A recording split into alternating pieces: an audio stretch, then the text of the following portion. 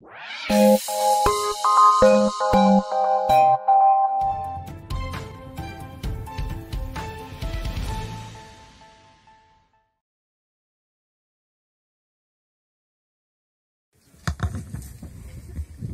je suis ravie ravie et pas ravie, puisque si nous sommes là de nouveau aujourd'hui, c'est parce que notre combat depuis 15 ans est toujours d'actualité.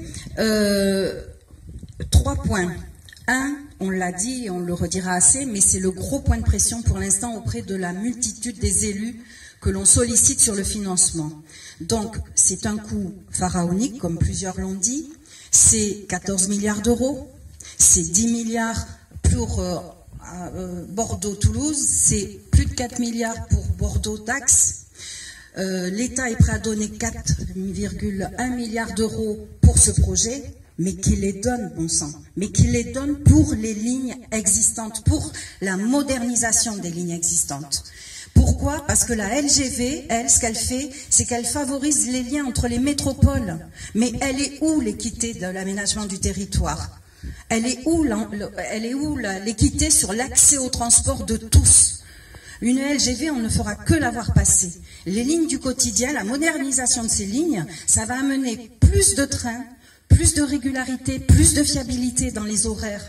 C'est ça pour lequel il faut se battre. Ça, c'est une chose au niveau de l'usager et de l'équité que l'on doit avoir tous par rapport au transport. La seconde chose, c'est au niveau de l'environnement.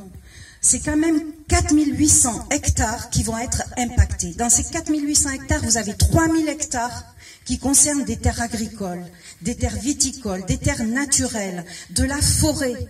Quand on sait que le rapport du GIEC est sorti le 9 août dernier nous rappelle qu'il y a plus qu'urgence maintenant d'agir contre le réchauffement climatique, le meilleur capteur de CO2 à aujourd'hui, c'est la nature, c'est la forêt, ce sont les prairies, ce sont les terres riches qui captent du CO2. Et là, ce qu'on va faire, c'est aller contre le sens de l'histoire. C'est-à-dire qu'on va mener un chantier pharaonique qui va brasser 33 millions, il faut le savoir, de gravats dont on a besoin pour faire les remblais, etc., qui va détruire de la biodiversité.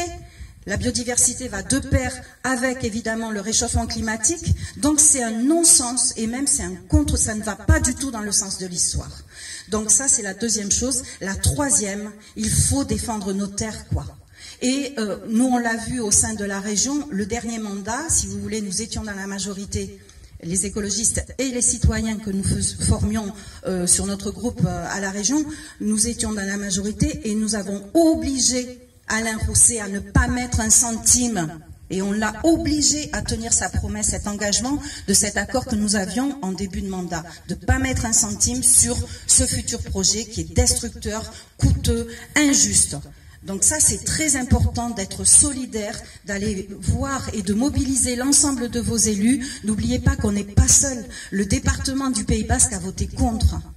Vous avez des villes, des maires qui se sont engagés pour ne pas contribuer financièrement. Alors, évidemment, c'est peut-être souvent même pour cette raison financière, mais ça fait rien. Si ça peut contribuer à garder nos terres pour nous, à moderniser nos lignes au bénéfice du plus grand nombre, c'est ça. C'est quand un projet est vraiment à destination du plus grand nombre de sa population. Lorsque c'est pour favoriser que deux métropoles, pour moi, c'est un projet d'intérêt général. Donc il faut s'accrocher, il faut être solidaire. Le lancement, je vous invite à signer le lancement de Pierre Urmic qui est paru il y a 2 jours sur les réseaux sociaux et dans la presse. Il appelle à la mobilisation de tous. Il faut se mobiliser, il faut s'organiser aussi. Au Pays Basque, il y a une grosse mobilisation autour du CAD, de l'association du CAD. Mais il faut que toutes ces associations soient en lien ensemble. Et il faut faire pression auprès de chacun de vos élus. Voilà. Merci en tout cas. Bravo Marie.